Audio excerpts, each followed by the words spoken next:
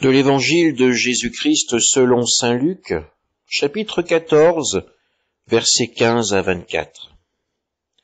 En ce temps-là, au cours du repas, chez un chef des pharisiens, en entendant parler Jésus, un des convives lui dit : « Heureux celui qui participera au repas dans le royaume de Dieu. » Et Jésus lui dit : « Un homme donnait un grand dîner, et il avait invité beaucoup de monde.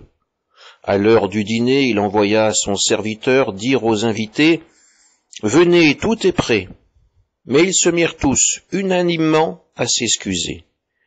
Le premier lui dit : « J'ai acheté un champ, et je suis obligé d'aller le voir. Je t'en prie, excuse-moi. » Un autre dit : « J'ai acheté 5 paires de bœufs, et je pars les essayer. Je t'en prie, excuse-moi. » Un homme dit : « Je viens de me marier, c'est pourquoi je ne peux pas venir. » De retour, le serviteur rapporta ces paroles à son maître. Alors, pris de colère, le maître de maison dit à son serviteur : « Dépêche-toi d'aller sur les places et dans les rues de la ville.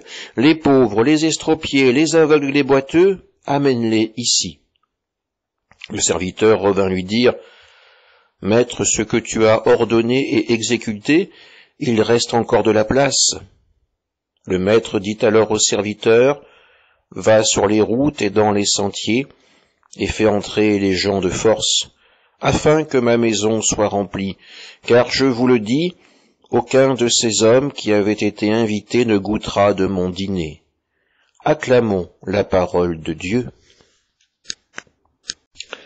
Cet évangile, bien sûr, nous rappelle celui que nous avons entendu un de ces derniers dimanches, l'invitation au repas des noces. Le roi préparait les noces de son fils et aucun des invités n'a voulu venir. Pire, ils ont même mis à mort les envoyés du roi. L'évangile d'aujourd'hui est un peu plus doux à ce sujet. En effet, à la phrase de ce pharisien « Heureux celui qui participera au repas dans le royaume de Dieu », Jésus répond par cette parabole. On voit également un grand seigneur préparer un repas. Il envoie ses serviteurs avertir les invités qu'ils peuvent venir. Le premier ne viendra pas, il a un champ à aller voir, un champ qu'il vient d'acquérir. L'autre vient d'acheter 5 paires de bœufs, il veut les essayer. Le troisième vient de se marier et ainsi explique qu'il ne peut pas venir. Chacun des invités donne un motif légitime qui pourrait justifier son absence. Pourtant, ce qui ressort de ces excuses, c'est le manque d'envie, le manque de désir de participer à ce repas, de répondre à cette invitation. Le Seigneur alors prend une décision bien surprenante. Il envoie ses propres serviteurs aller chercher dans la ville tous ceux qui sont pauvres, estropiés, aveugles ou boiteux.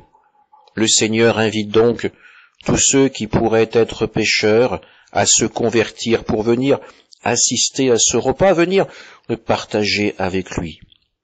Mais voilà, il reste encore de la place dans la salle du banquet. Alors on partira sur les chemins, dans les villes alentours, pour inviter, pour même faire rentrer de force à ce banquet. Bien sûr, ici nous voyons l'appel aux nations païennes, cet appel à accueillir le Christ et à partager avec lui le repas dans le royaume du Père.